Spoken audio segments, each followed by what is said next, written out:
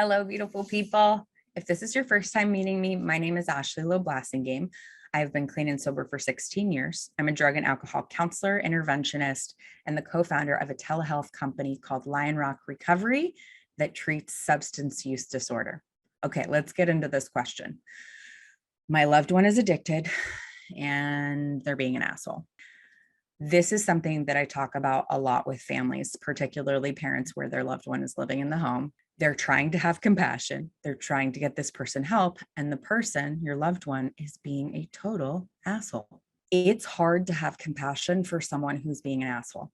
Think about a toddler. That's what I tell parents to do. Think about your loved one like a toddler. They do something that pisses you off, right? If they were an adult, they might be considered a not great person, but we're able as parents to hold compassion and anger in the same place because we know that their brains aren't developed. With the substance user, the addict, the gambler, whatever it is, their brains are basically in this undeveloped state. It's in a hijacked state. I like to think of it this way. I have two little kids and I love them more than anything on the planet.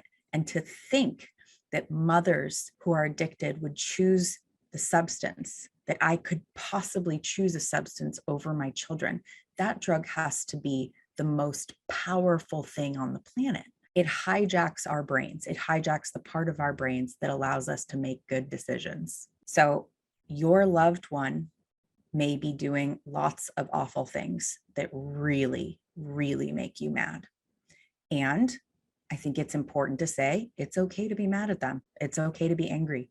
However, it's important, if you want to help them, to be able to hold the information about what's going on in their brain and that anger at the same time. Not an easy thing to do. I think it's really a big mistake that when we talk about stigma and reducing the stigma, which I do, that we don't acknowledge how that stigma came to be.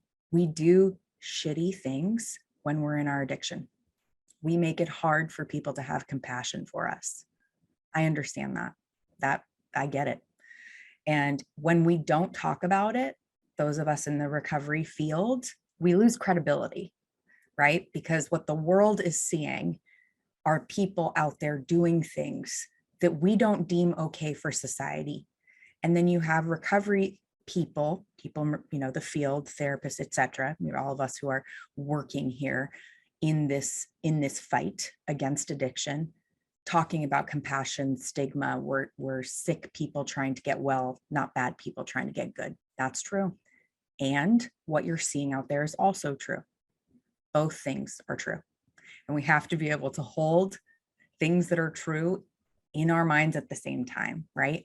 So I just want you to know it's okay to be angry. It's okay to be angry. And you have to remember what's going on in your loved one's brain. They're not who they normally are without that substance.